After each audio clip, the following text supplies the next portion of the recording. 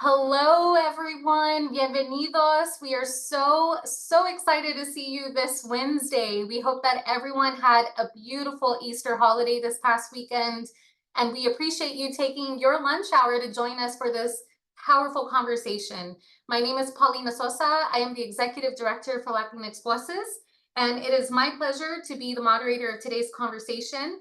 We are starting this webinar, Peace of Mind Starts with a Plan, Financial Planning for Latino Families, as part of our Future Planning for Latinos, an educational series with Latinx Voices and Compassionate Choices. So it is such an honor to do this and to kick us off this Wednesday.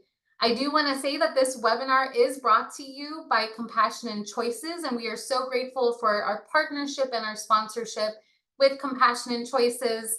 I also want to invite everyone to share in the chat where you're coming in from. I'd love to see that. I see we have some friends and colleagues from Houston.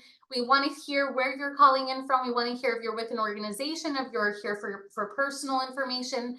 I see Fort Worth in the chat. So it's great to see you all. Thank you so much. Just as a really quick note, we want to share a little bit about who the Latinx Task Force is. We are the health branch of Latinx Voices, and we are here to advance health equity within the Latino community by empowering Latino voices in health, fostering strategic partnerships such as this, and advocating for culturally relevant policies through impactful community-based programs and research. So we do a lot, and we're so excited about the opportunity to do programs like this across the work that we do. In the Luchad Health Program, we are focused on sharing key information with partners, community health workers, promotores, and of course, nuestra comunidad and our families. And we do this through education, outreach, and partnership. So just as a few quick housekeeping notes, I want to, again, thank you. I see we have Fort Worth, we have Santa Valley in Arizona, New Mexico, San Benito, Texas. Shout out to our 956ers. I'm also here in Harlingen, Texas. So we want to hear from you during this conversation. This is meant to be an interactive conversation. So please keep sharing in the chat where you're calling in from. We also do have polls throughout this webinar. And so we're actually going to launch our first poll here just to hear a little bit of your interest in today's webinar. So keep an eye on those polls as we launch them through today. If you have any technical issues, please don't hesitate to message us in the chat for support. We have Gloria, we have Michael, Maria, Leslie here in the chat with us to help support any questions you might have. Please note that today's webinar is also being recorded. So if you want to share this as a resource with your family, with your friends, with your colleagues, or other partners you work with, this will be readily available for you. And of course, we invite you to stay connected with us in social media for updates. Another quick note is that we do have translations in the captions available for you. So I just want to really quickly run through that. And we also do have in the chat, we will be posting as well how to do this if you need those captions. But si necesitas traducción, haz un clic en el botón de CC abajo en la barra de herramientas de Zoom. Tiene CC o subtítulos. Seleccione configuración de traducción. Elija idioma hablado en inglés or my speaking language in English. Después pone elija idioma de traducción en español or my caption language in Spanish. Y ahí está, los subtítulos ahora aparecerán en español en la parte inferior de su pantalla. Y si tienes más preguntas, escríbelas en el chat y nuestro equipo puede ayudarte también. So we hope that the translations are coming now that I'm switching back to English. You should be seeing those translations in Spanish in your subtitles. So hopefully that's helpful for any of us that need those translations as well. With that, I am excited, very excited to welcome our friend and our colleague, Maria Otero, the Director of Priority Populations from Compassionate Choices, to share her key opening remarks for us before we get started with our expert speakers today. Maria, the floor is yours. Thank you, Dr. Sosa. Good afternoon, everybody. My name is Maria Otero, and I'm the Director of Priority Populations at Compassionate Choices. And our mission at Compassionate Choices is to improve care, expand options, and empower everyone to chart their own end-of-life journey, guided by their values, their voice, and their vision of respect. And for our Latino families, that means honoring our culture, our faith, and the deep love we carry for our families, not just in words, but in action. I want to thank you for taking the time to be with us today for this very personal and important conversation. I know from personal experience and from so many of our stories that I have heard over the years from our community, that talking about money, death, or making plans for our future is not something that we're raised to do. In many Latino families, those topics are seen as things you just don't talk about. No hables de eso, te va a traer mala suerte, or, don't talk about that, it's going to bring you bad luck. But the truth is that when we avoid these conversations, it's our families who carry the burden. I remember a family I met, a daughter who just lost her father suddenly. There were no papers, no will, no plan. The family left scrambling, trying to make decisions in the middle of their pain. They didn't know how they were going to pay for the funeral. They had no idea that their father could have wanted. Instead of being able to grieve, come together, they were overwhelmed and struggling to keep up with everything. Sadly, this happens too often in our communities. We know that Latinos are far less likely to have things like wills, advance directives, funeral plans. And this is not because we don't love our families, but because we're not always given the tools, the language, or the space to plan ahead. There's fear, there's discomfort, and sometimes we just don't know where to start. But if there's one thing I know about our community, is this: we show our love through action. We take care of our parents.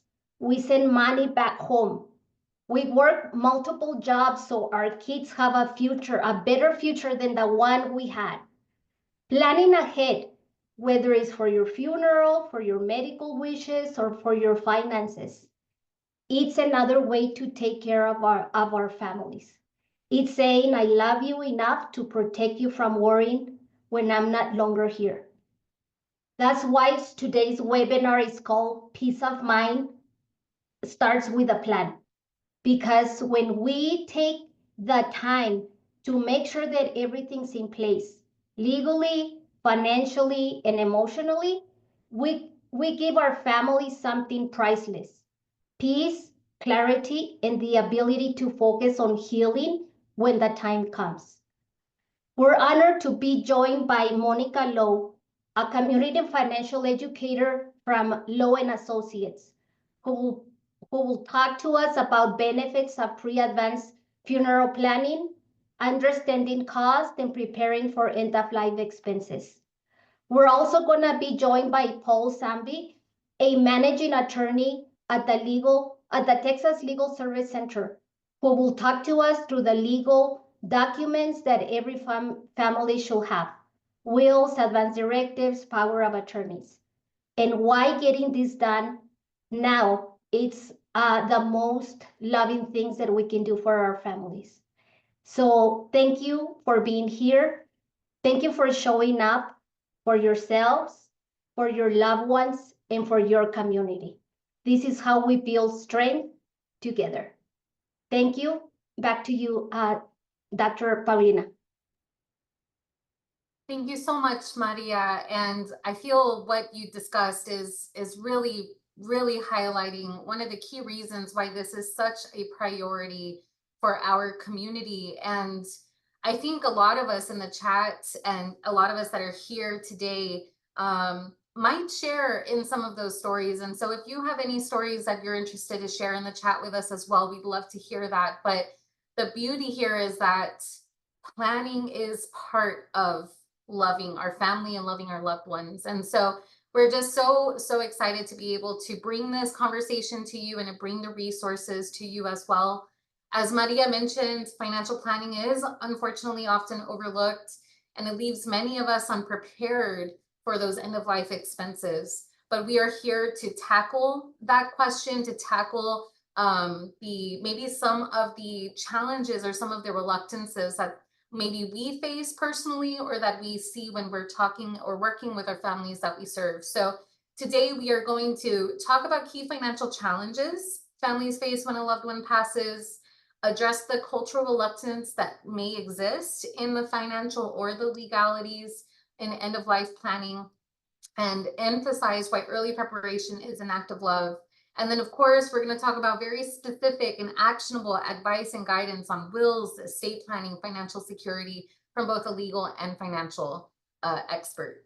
So with that, as mentioned, I am today's moderator. But before we go into the panel session and the Q&A, I am so honored to be able to present Mr. Paul Zambie and Miss Mónica Lowe as our two expert speakers today. So I would say, get your pen and paper out. Make sure that you think about those questions that you want to share with them, especially as they're going through their presentation. We want to get your questions for that panel session. So to kick us off today, we have Mr. Paul Zambie, the managing attorney from Texas Legal Services Center, who is based out of Austin, Texas. So we have another Texan in the house. So at TLSC, he has worked extensively with transfer on death deeds, powers of attorney, and Medicaid eligibility. Prior to his employment with Texas Legal Services Center, he worked for a Houston-based litigation firm and an Austin-based immigration firm. Mr. Zambie earned his undergraduate degree from the University of Texas in Austin, Hook'em Horns, and his law degree from South Texas College of Law in Houston, Texas. So we are so honored to have Mr. Paul Zambie with us. Mr. Zambie, the floor is yours. Okay, well, good afternoon, everybody. First of all, I'm going to share my screen.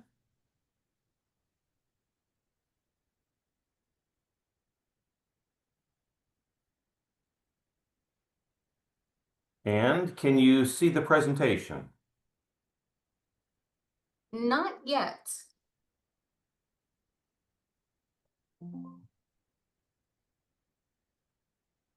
Let me try to share one more time.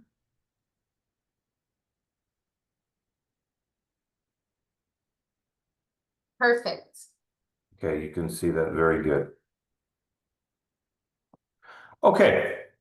Well, again, thank you for having me today, and we're going to be going over a lot of information in a short period of time, but I understand we have some question and answer time at the end, and also they will have my contact information in case anybody needs to talk to me. The principles I'm going to go over and the forms I'm going to go over are Texas specific. I understand some of you are from out of state. The basic principles are going to be the same. The forms are probably going to be different. I belong to Texas Legal Services Center. We are a nonprofit organization. We handle all 254 counties in Texas, even though we are based out of Austin. We speak Spanish in all of our different programs, and we have about a dozen different programs. And before the end of the day, I'm going to be going over several of those for you. So the first thing, again, we're going to go over things rapid fire, very quick. Long-term Medicaid in Texas. This is when you are caring for somebody, or maybe it could be yourself, and it's just too much for the family to do. And so they actually petition the government to get free nursing home help, a free bed in a nursing home, or that in-home provider care to prevent you from going to a nursing home. And a lot of people end up having to do this in Texas. And there's three things you need to do there. You have to have a doctor's note that say you need it, and there is an income test and a resource test. We actually tell people how to qualify for this. The income each month is $2,900 a month. So if you're under that, you qualify. If you're over that, you don't qualify. If you are over that, you can still call us. We have a way of getting around that. So even if your income is $3,000, $4,000, $5,000, whatever it is, we can help you qualify for that. Because nursing home beds can be $6,000, $7,000 a month. And a lot of people just cannot afford that on their own. So that's when they petition Medicaid for that. For an individual for savings, they can only have $2,000 in savings. So if you have more than that, we tell people how they can validly spend it down. They can spend it on themselves, so it doesn't go to the nursing home. If you have no other options, yeah, you're going to have to private pay for one of those beds until it gets down to that $2,000 limit. If you are married, they have some great laws in Texas now. This wasn't always the case, but if you're married, one person is having to get on Medicaid services, one person is having to not get on them, and they're staying home. If that's the case, they're very fortunate because they can transfer income and assets. So the assets that they can transfer are up to $157,000 this year. So that's if that's an IRA, if it's a 401k, if it's an extra home or piece of land or something like that, the person going in doesn't have to sell that, give it to the nursing home, spend it down until you're under that 2,000. They actually get to keep some of that money. Same thing with income. If you are above that 2,900, we can still qualify you. But let's say that the spouse at home only gets income of about 700 a month. Well, shoot, you say that the person going in, all their income is going to be going to the nursing home system. No, the spouse at home can keep almost $4,000 this year. So we can help people with that and we can guide people with that. As far as your will goes and how you transfer property when you pass away, believe it or not, I'm sure if you talk to any other attorneys in Texas, they will say, will, gotta have a will. Everybody needs a will. We actually aren't big fans of wills at the legal aid. And the reason there is that they're fairly cheap on the front end. You can do a will pay for it for $200 to $400, whatever it is. But on the back end, it's very expensive to probate. Other states might have a different system, but in Texas, there is no do-it-yourself probate. You have to hire an attorney just to get the property that was named in the will, and attorneys are about $2,000 to $4,000 on average. This is whether you're leaving it to your immediate family like a child. This is even if you're transferring it among spouses and one of them dies. It doesn't go to them automatically in Texas. And if you have a will, you have to go through probate. A trust is a way of avoiding probate, and that has some very useful aspects to it. You can kind of dictate what happens after the grave if you put things in the trust. The problem there is that though it's cheap on the back end, it's expensive on the front end. Those might be $2,000 to $4,000 to set up, and it needs an active trustee, somebody who's carrying out the wishes of that trust.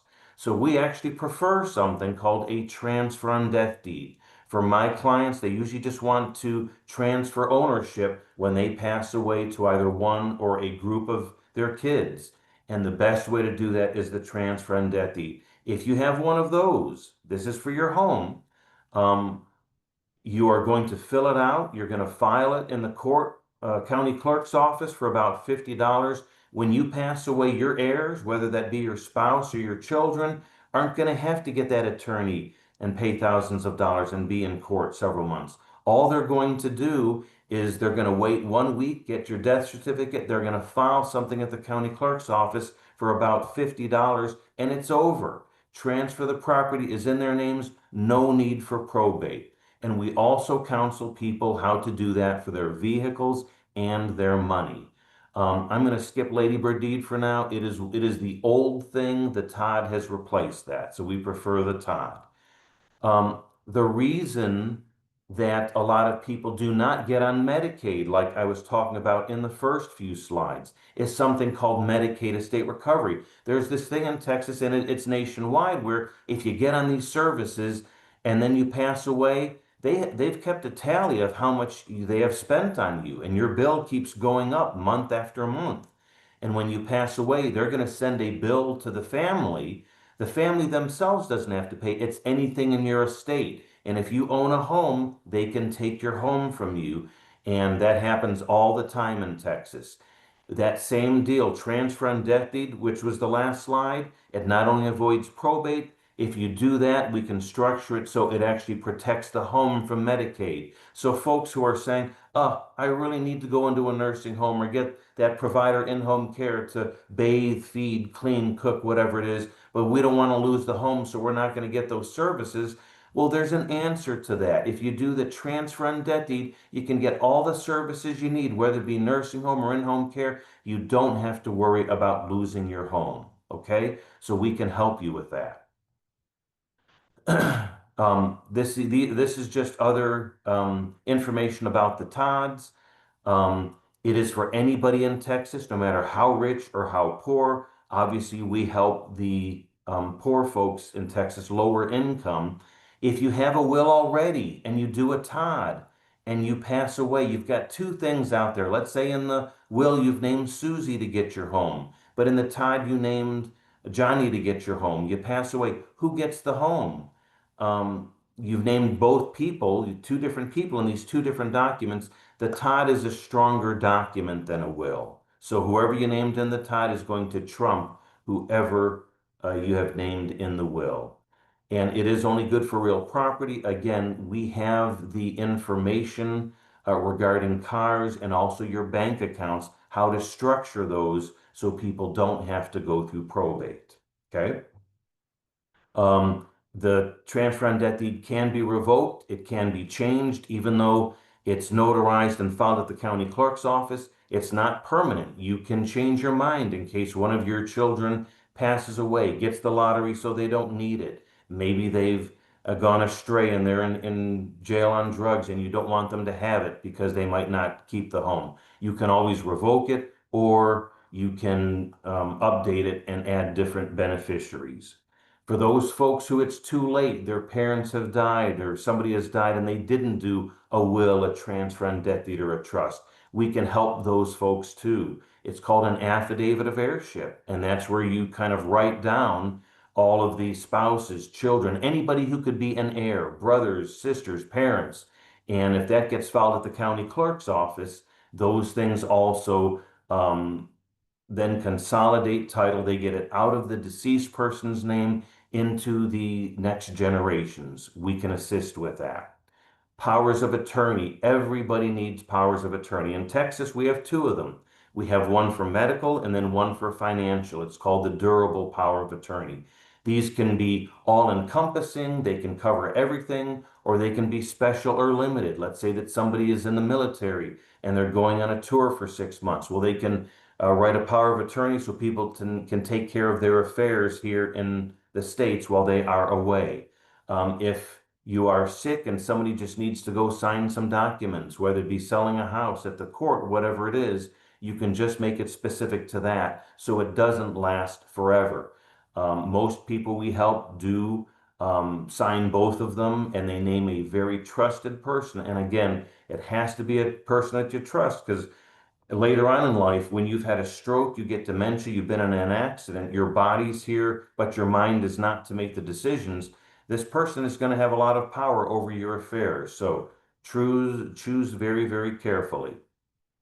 Advance directives. There are some major ones in Texas. We consider that the medical power of attorney is an advance directive on its own. There is also one called the living will in Texas. It's really called the directive to physicians. And that is where you are maybe in a coma, you're in the hospital, you're not responsive, and it's that decision that you have made whether to keep yourself alive or not. Do you want to be on artificial life support? When we talk about advance directives, yes, these of course help you.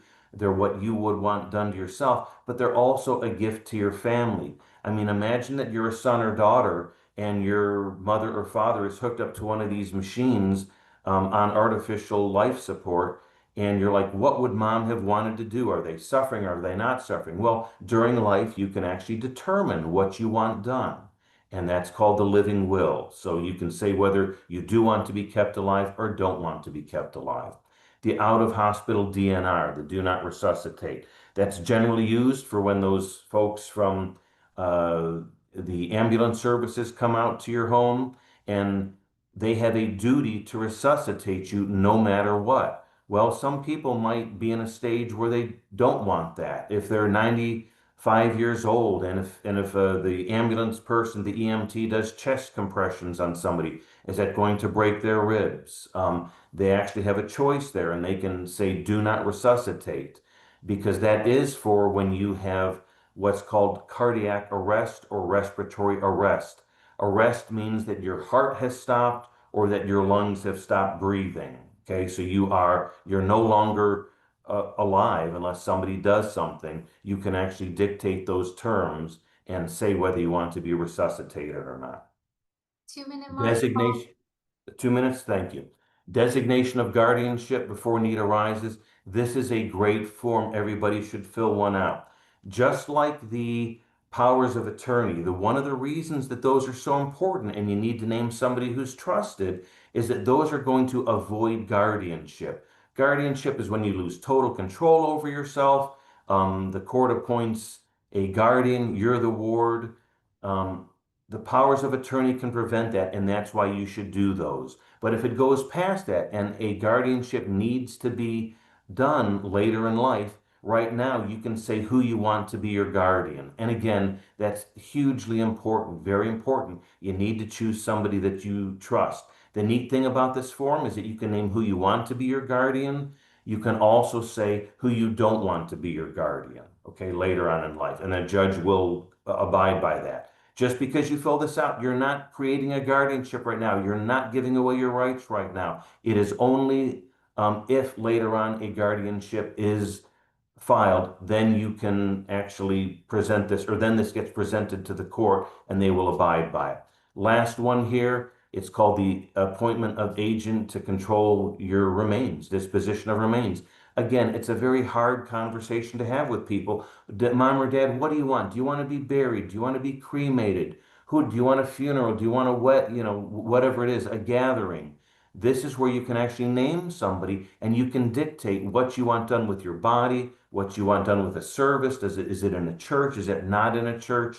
Things along those sorts. So again, advanced directives are for yourself, but they're also a gift to your family who has to make these decisions for you later in life, because this is where you name them.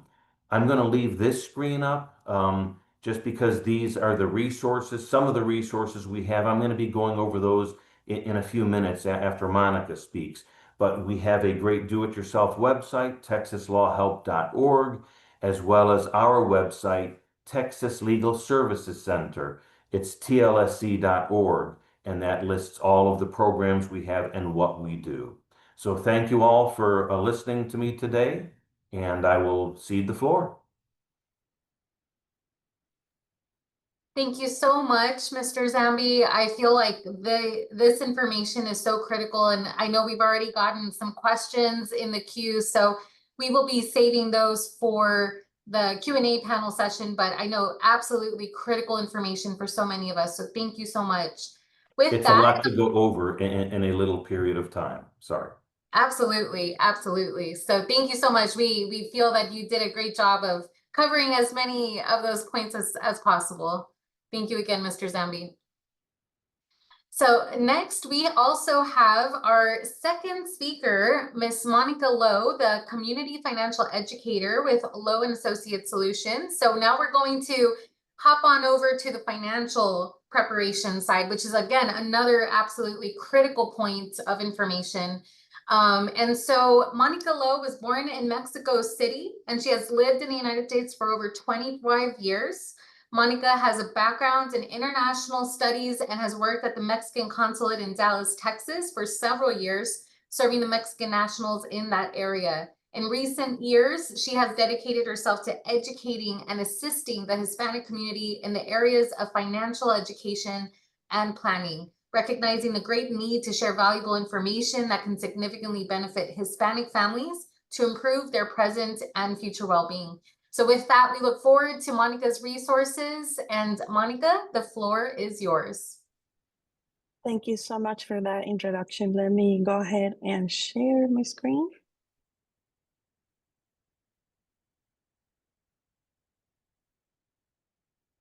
All right, can you all see my screen? It looks perfect. Great. Thank you very much. I'm Mónica Lowe, Director of Lowe & Associates, and welcome to Simple Steps to Advanced Planning. It is an honor to be today here. Thank you so much for Latinx Voices and Convention Choices, as well as the other organizations, for hosting this important webinar on financial planning that is so needed. Today, I want to talk about something that affects every one of us, yet many people tend to overlook it, especially our Hispanic community, and we're talking about pre-advanced funeral planning. No matter where we are in life, financial planning is the key to ensure peace of mind and easing the burden on our loved ones. Allow me to share very briefly my personal experience and show off this beautiful couple. These are my parents at age 17 and 20. My mom was born in Mexico City, my dad in Michoacán, Mexico. And sadly, my father passed away at age 31. And my mom became a widow with 4 kids under the age of 10. My parents were too young to be prepared for a cancer diagnosis and a fatal result. So this left my siblings and I without a father and also without a provider, with my mom having a great financial burden. So I grew up without a father and with an absent mother that had to work long hours to provide for us. And you may be wondering why I'm sharing this. It is very personal to me, obviously. First of all, I thank God for the provision and the protection for my family, for my mom and siblings. And second, I want to share the reality that this can happen to any one of us. And planning ahead is a real act of love for our loved ones.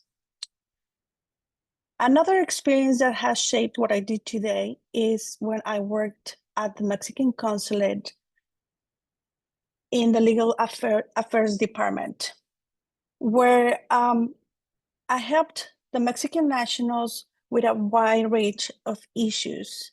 And many of these were very difficult.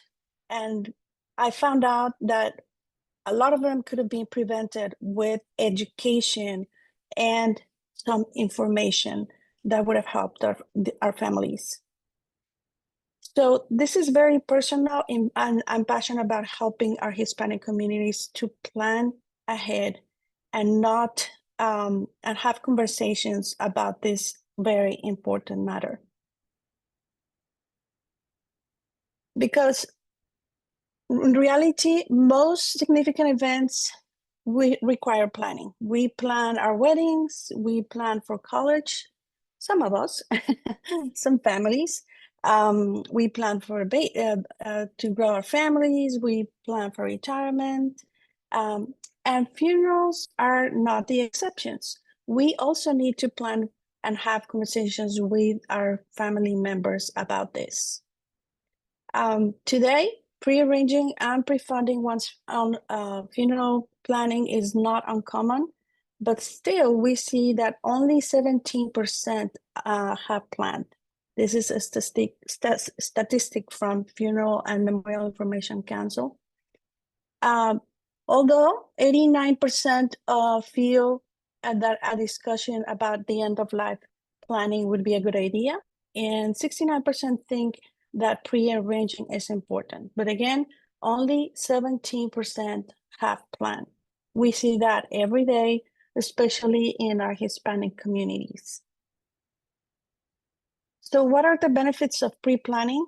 By planning ahead, you relieve your family of the financial and emotional burden. You can plan and be remembered the way you want it. And also you can have the peace of mind that everything is taken care of for you, your wife, your husband, your children, your family in general. Now, many people think that it just costs too much. but it's not going to be costing too much if you pre-plan it and you lock in the prices today. According to the National Funeral Directors Association, an average cremation would be from $5,000 to $7,000, and then a regular service, a burial, would be about $15,000. This sometimes does not include the cemetery costs, the monuments, the obituary fees, and the flowers. We're talking about basic packages. So this is why it's very important for people to understand what the funeral costs are and what it includes, because many people, they get surprises because they just don't know, especially the Hispanic community in the Latino countries. The funeral process is not the same and the costs are not the same. And when they find out how much it costs here, it's just very devastating on top of losing a family, a loved one. So advanced planning is not as difficult as you might think. It just takes time, pre-arranging, just choosing the best service for your needs, sitting down and talk about first with your family and then with a planning specialist, and also figure out what merchandise or what flowers, what casket, or what is it that you want for your final wishes. And finally, just to plan how you're going to fund that choice that you're making. So pre-arranging is the first step, would be the selection of the services and the merchandise according to what your wishes are. And you have the opportunity to write your own story because you are planning it ahead. So it is important to include a service and a gathering because it does allow family and friends to celebrate your life and acknowledge the impact of it in their own lives. It's just good for the grieving family to do this, and it provides opportunities for friends and family to support one another in their grief. So other things to consider would be what are the basic services, and if you want to have it at the funeral home, if you want to have a memorial event, if you want to have visitation, the services at church, or just you want to pick a meaningful location that you like. All of these things are personal touches that you may want to talk about and let your loved ones know, such as veteran recognition, a butterfly or dove release, a cater event, a green tribute, just anything that would make personal a celebration of life for your family. Also, there are other options like a direct burial or a cremation. If that's something that you would like to choose, it's also very important to sit down and talk about with your family members and find out how you can have a service that you want. Other things to consider are the clothing. Sometimes we find that the family forgets about the clothing that the family member would have liked to use. Also the items like a special jewelry, the casket, the color that you'd like to choose, the cremation urn, the headstone, the flowers. All of these things are things to consider, because if you don't plan this and if you don't consider that now, that's going to have to be done by your loved one when it's time to grieve, really, instead of planning. So the last and very important part of pre-arranging is the pre-funding part, how you can have payments and figure out how this is going to fit your budget and help you just to be prepared. Okay, so what if something happened to you today? How would your funeral be paid for? Have you ever asked yourself that? We know that that is something that we cannot control, and it can happen to any one of us. And unfortunately, most of us are not ready. So what happens is the family has to either take money out of their savings or put it on a credit card, or also get help from the community. So these are the common funding sources, but the best thing to do is really to plan and prepare yourself so that nothing like this needs to happen. Now, there are insurance options, and we need to see who benefits. And also there are different options, life insurance, to fund your policies, right? So there's a life insurance option. On this one, you make payments for life. And I don't have all the time right now to talk about this, but we can talk in detail. The life insurance options, you make payments for life. And on the pre-need plan, you have payments options for up to 10 years, which it really, you have to sit down and figure out what best fits your needs and your budgets. But having either one, it would be very helpful for your family. Now, pre-funding, it does ensure that your tomorrow's needs are met.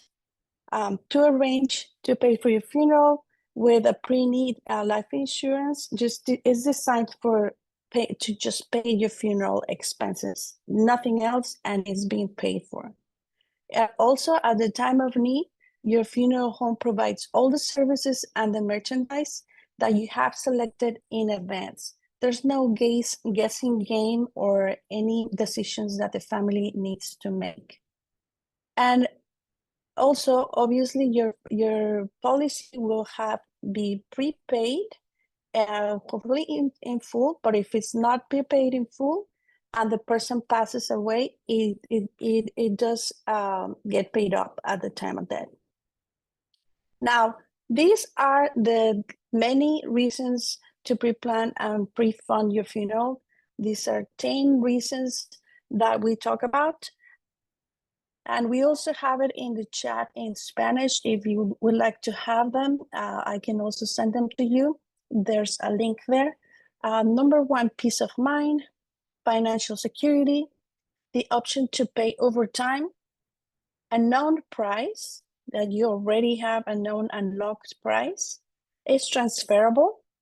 It is an exempt asset, which means that the funds, like it says in here, they're set aside to pay for the funeral cost, okay?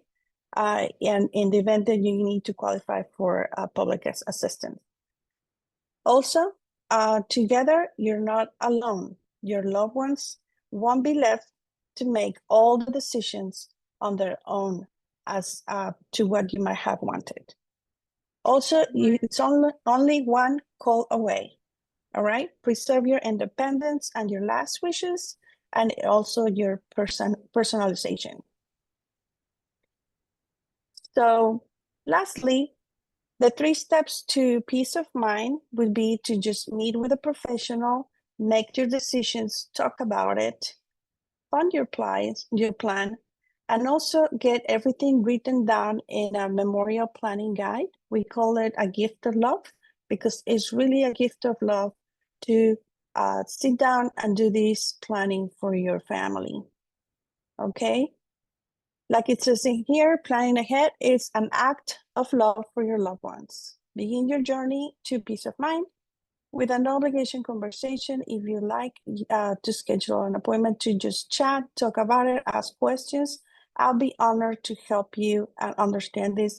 I am bilingual. I'm happy to speak to you in English and Spanish. Here's my information. It's also in the chat if I'm here to help you any way I can. Thank you very much for this time. Thank you so much, Monica. We know it's a lot of information to go through, and so we appreciate just all of the information that you were able to share with us at this time. And so I'm very excited that we're able to now move into the panel session. So if I can ask Mr. Paul Zambie to also join us, we'll go ahead and start our Q&A in just a second. Okay.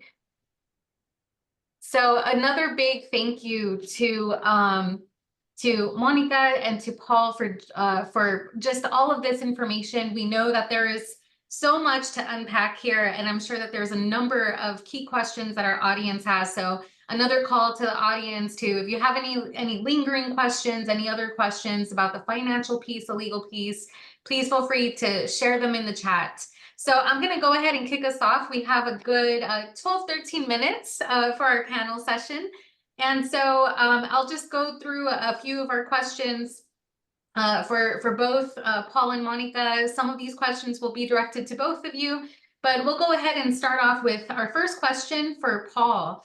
This one was from the audience. We had a question about property and assets in a foreign country. So the question was, do you need a separate will, trust, or TODD to handle the transfer of those assets? And along the same lines, we had another audience member ask a similar question along the same lines. If you live in a different country, what is the best way to protect property you have in the US? So those are the two similar related questions that we had.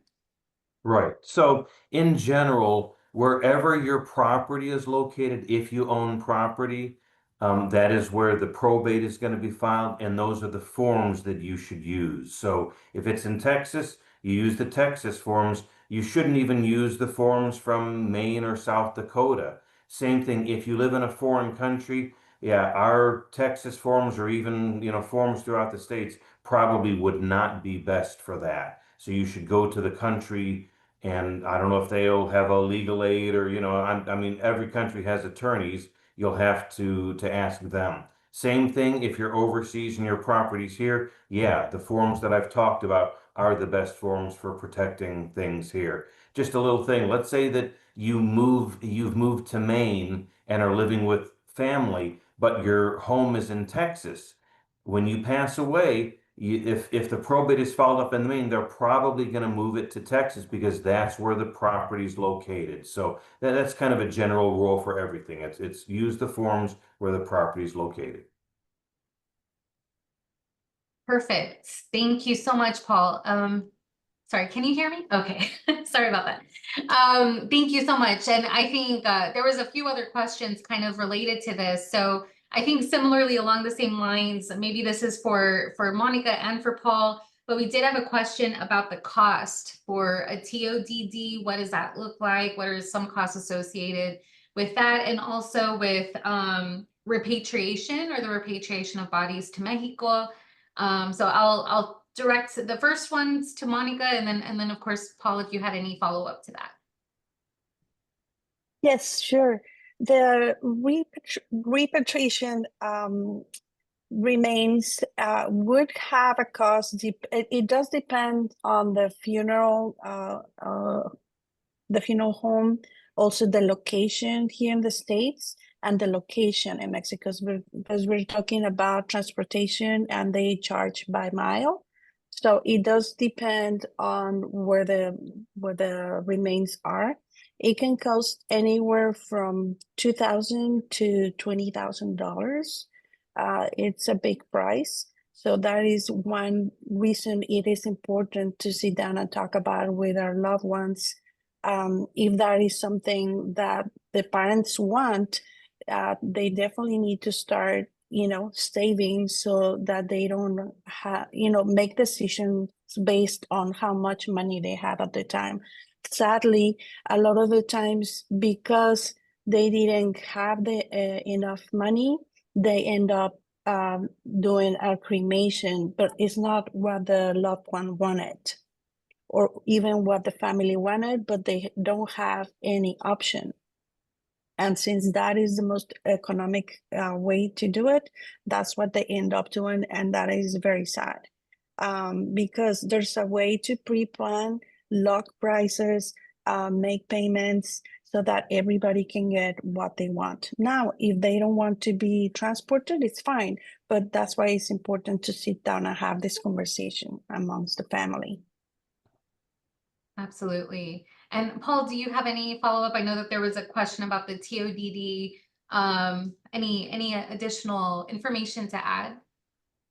Sure. So if you contact attorneys for a transfer and death deed or a ladybird deed, like somebody else in the chat had said, estate planning attorneys probably charge a lot of money. I wouldn't be surprised if that ladybird deed was, $500 to $1,000, whatever. But to answer that question there, the ladybird deed does the same things as a TOD. So if you did the ladybird deed, you paid for it, you do not have to go back and do a TOD. You're set, okay?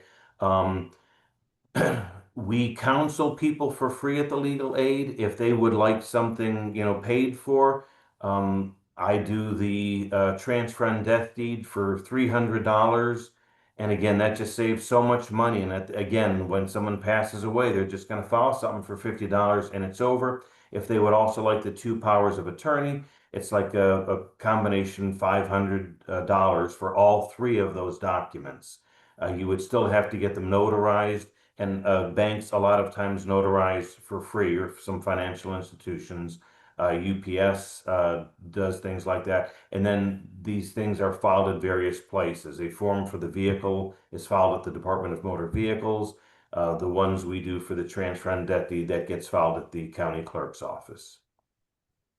Thank you so much, Paul. And we have a follow-up also on, while we're in this kind of vein of questions. So you mentioned the ladybird deed. We had one of our audience members ask a question about one of her family situations, and of course condolences to their loss. But she shared that her parents' estate lawyer did a ladybird deed, and does it not also avoid probate and the Medicaid estate recovery plan? So that was kind of a general question that she had there regarding the estate planning. Yes, it really does the same thing a transfer and death deed does. It avoids probate and it avoids Medicaid estate recovery. So if you've done one of those, you don't have to do a transfer and death deed. If you have done one of those and you're going to be applying for a nursing home or in-home care, you have to submit the ladybird deed with the application, and the Health and Human Services attorney has to approve it. That's one of the reasons we like the transfer and death deed better. They don't have to approve anything. It's a Texas law. But again, you have to submit that. They have to approve it. If you've done a ladybird deed, it protects against probate and Medicaid estate recovery. You're fine. Perfect. Thank you so much. And it looks like we have 2 last questions before we transition to the closing. So one more question for Monica. So I know that there was a lot to kind of review the planning for funerals. So what do you think, what do you think financial and funeral planning is often overlooked by Latino families? And maybe what's the first step that you would recommend for families to think about when they're planning? Yes, definitely. People think that is something so expensive. But first of all, with our communities talking about when we're are going to die, it's like a taboo. People don't want to talk about it, and therefore don't have conversations, and it's not planned. Also, there's a level of distrust of the financial system or different institutions. A lot of the times, because of the lack of education and information, they make the wrong decisions, because really when we're grieving and we're in a state of stress and grief is not the time to make decisions, and sometimes we make those bad decisions. So it's very important to sit down and have this conversation with our family members, and I just find a trusted financial planner or a funeral provider. Just educate yourself so that you can get it planned out and not have any guessing game for your family members. And also you would save money. It's a lot more inexpensive to plan it and lock in for today prices than just wait, and do it the last minute, just like everything else. If we plan it, it's going to go a lot smoother. And we're not gonna have surprises. Yes, because a lot of people also are buying some plans, and I ask the people what is it, what are the benefits, and they don't know what they have. So I encourage people to ask many questions about what benefits this policy or this plan has, so that they can have a comparison, because there are different plans and they're not all gonna be fit the needs for every family. So they can find something that they can it helps them personally. Absolutely. Thank you so much, Monica. And then just one last question for Paul. It's a bit of a loaded question. So we have one question specific to if we have children and own our house, when do we apply for a transfer of death deed? And then another question regarding the TODD is a TODD for a single asset. So the specific question is, if I have a home, vehicle, and other property, would I need separate TODDs for each asset if they're in the same country? So a little bit loaded, but it's all related. Okay, well, as far as the first part goes, I mean, with any will, Lady Bird Deed, Todd, you have to do it before you pass away. And you also have to do it while you're still mentally competent. That's the big thing. And that's why you should do things now. Again, you don't know what's going to happen tomorrow. You could be in an accident, have a stroke, whatever it is. So dementia doesn't come on that quickly, but some other things can change your life in a minute. So now is the time you should do that. Okay. As far as part two of that, yes, a TOD is for a single asset. So two things there. If you have different homes, even if they're in the same county, you have to do a separate TOD per home. Okay. That would be a good problem to have if you own multiple homes, but one TOD per property. The TOD is only good for your home. It's called real property. But again, I have a separate form for your vehicle. And then as far as your money in the bank, I can tell you how to categorize that. I'm sure Monica maybe as well, but you can categorize that a certain way to avoid probate. Beautiful. Thank you both so much. I feel like we had a lot to unpack there for the Q&A, and I want to invite our audience members, if you have other questions, please send them to us and we'll be able to answer after today. But in closing for the panel session, I just want to ask Monica and Paul, if you had a quick 30 seconds, any closing remarks you'd like to share. And Paul, we'll go ahead and start with you, and then Monica will have you close out the panel session. Okay, well, just so you know, at the legal aid, we have about 12 different programs. We have a robust veterans program, a victim of sexual assault and a victim of crime program. We have a family help program. They help with child custody, modifications, things of that sort. We have a pension rights recovery program. If you work for a company and that company went out of business, changed names, moved out of state, there's probably still money there. So we have a wide range of topics that we can help folks with. Again, we help all 254 counties in Texas. All of our programs have access to Spanish speakers. In the chat, I am going to put my direct email, and I believe that they have provided some of our handouts with some of the phone numbers and contact information. So feel free to contact us. Look forward to talking with y'all. Thank you, Paul. And Monica, any last comments you'd like to share? Yes, sure. Thank you for the opportunity to share this valuable information. I encourage everyone to sit down and have a conversation with your loved ones. Pre-planning removes the emotional and financial burden from the family, and allowing them to just focus on, the important part, which is the grieving and the celebrating of life. And like Paul said, we don't know, we have no control of what's going to happen tomorrow. It's always best to make decisions and not leave it for tomorrow, which is something that we all like to do. Just sit down and get it done, It can take you just 1 hour. You don't have to take too long, and you'll have peace of mind. I do have my website and my information in there. I apologize for those that don't speak Spanish because most of it is in Spanish. I've been focusing with the Hispanic community, but I'm switching and I'm getting everything in English as well. But don't be shy and reach out. I can help you in English and Spanish, or just go find a local person that can help you. Just don't wait till tomorrow. Thank you. Beautiful. Thank you so much, Monica. And with that, we're just going to close out our webinar with just a few quick announcements. We do have one last poll to share. A big thank you again to Monica and Paul for taking the time to join us today and just sharing your expertise. So just, if everyone can bear with us just another 2 minutes, we just want to share that we do have a few events coming up as well. So our first event is for May 14th. This is actually going to be a workshop. It's a 3-hour workshop. We are intending to offer CEUs for any of our promotores, our health professionals on the call. We would love to see you there. For those here in the Rio Grande Valley, we will have it in person in La Feria, Texas.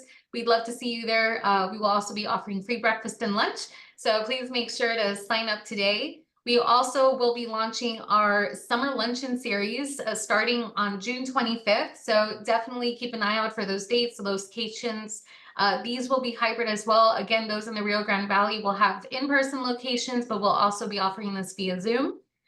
We want to invite everyone on the call, if you're interested, to join our monthly coalition calls, to share your email in the chat. We'll go ahead and reach out to you with the details for those those monthly calls. We'd love to have your voice as part of those coalition calls. We also want to keep the conversation going, especially for those of you who have questions as you're planning. We have a free community hub we'd love to welcome you to, so please join us if you're able. And of course, we're happy and we're excited to welcome you to any of our future efforts.